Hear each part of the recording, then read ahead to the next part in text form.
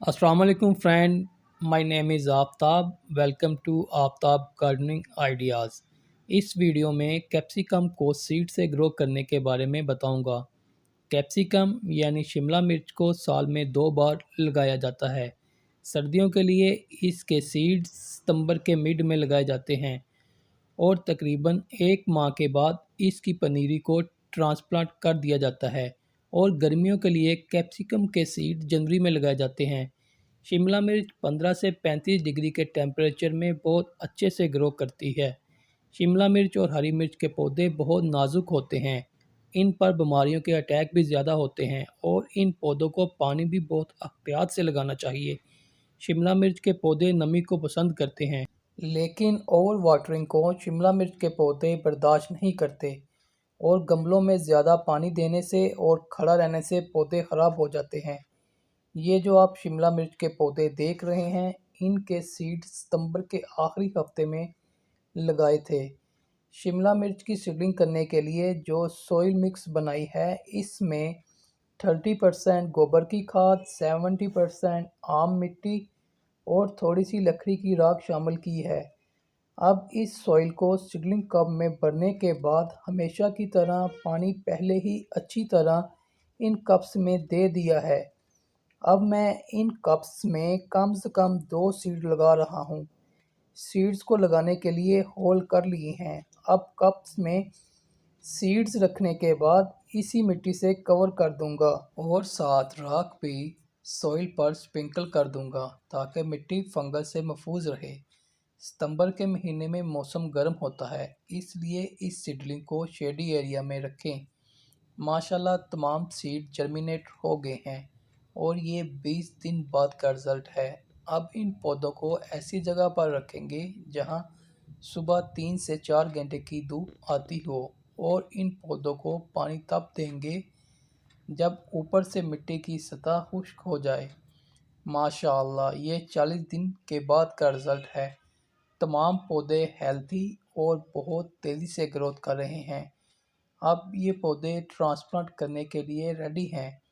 जब पौधों पर 4 से 6 नए पत्ते निकल आएं तो पौधे ट्रांसप्लांट करने के काबिल हो जाते हैं।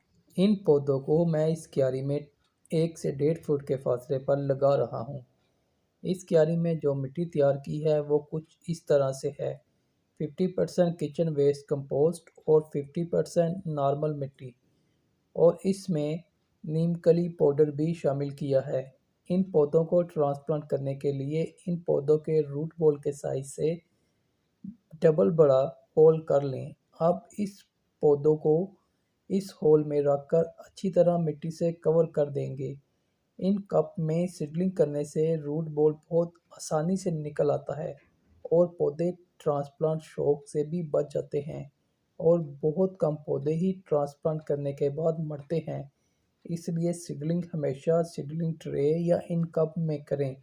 ये देखें फ्रेंड्स, इन पौधों की रूट कितनी घनी और कितनी अच्छी तरह डेवलप हुई हैं। पौधों की रूट्स जितनी ज़्यादा घनी होंगी, पौधा इतना ही सेहतमंद होगा। तमाम पौधे ट्रांसप्लांट हो गए हैं। ट्रांसप्लांट करने के बाद पौधे के तने के साथ मिट्टी लाजमी चढ़ाएं। अब बारी है इन पौधों को पानी देने की।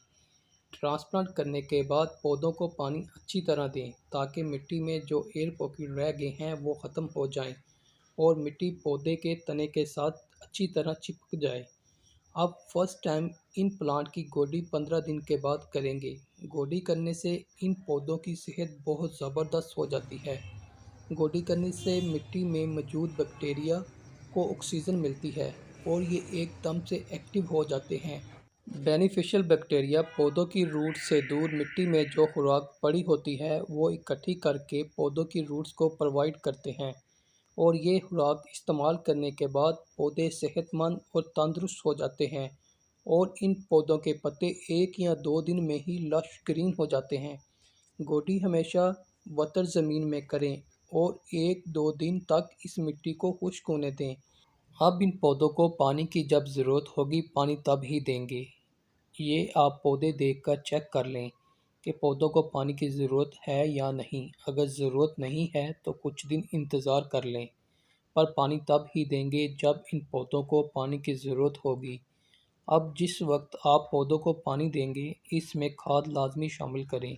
इस वक्त ही पौधों को खाद की सही ज़रूरत है और पौधे सारी खाद को सही और अच्छी तरह इस्तेमाल करते हैं। माशाल्लाह ये पौधे 2 माह के और इन पौधों की ग्रोथ बहुत ज़बरदस्त हुई है। अब इन पौधों पर फ्लावरिंग भी स्टार्ट हो गई है। दिसंबर के महीने में रात का टेम्परेचर काफ़ी लो हो जाता है और पौधों पर ओस भी पड़ती है। इस वजह से इन पौधों की ग्रोथ कुछ स्लो हो जाती है।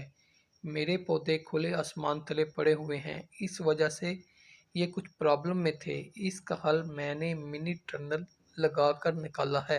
अब ये पौधे काफ़ी हद तक सर्द मौसम से महफूज रहेंगे। शिमला मिर्च में पत्तों के मुड़ने का मसला भी पैदा होता है। ये कैल्शियम की कमी की वजह से भी हो सकता है। कैल्शियम की कमी को दूर करने के लिए इसमें एग शेल लिक्विड फर्टिलाइज़र या वुड हैश दोनों में से एक इस्तेमाल कर सकते हैं। दोनों ही बेस्ट हैं। और साथ हर 15 दिन के बाद इसमें गोडी करके साथ फर्टिलाइज़र भी दें। अब कैप्सिकम का फाइनल अपडेट पार्ट 2 में आपके साथ शेयर करूंगा। हमेशा की तरह आपसे वही रिक्वेस्ट कि प्लीज़ मेरे चैनल को लाइक, शेयर एंड सब्सक्राइब ज़रूर करें और साथ लगे बेल आइकॉन को भी दबा दें ताकि मैं जो भी वीडियो अपलोड करूं वो बर वक्त आपको मिले। ओके फ्रेंड, अल्लाह हाफिज़। अपनी दुआओं में याद रखिएगा।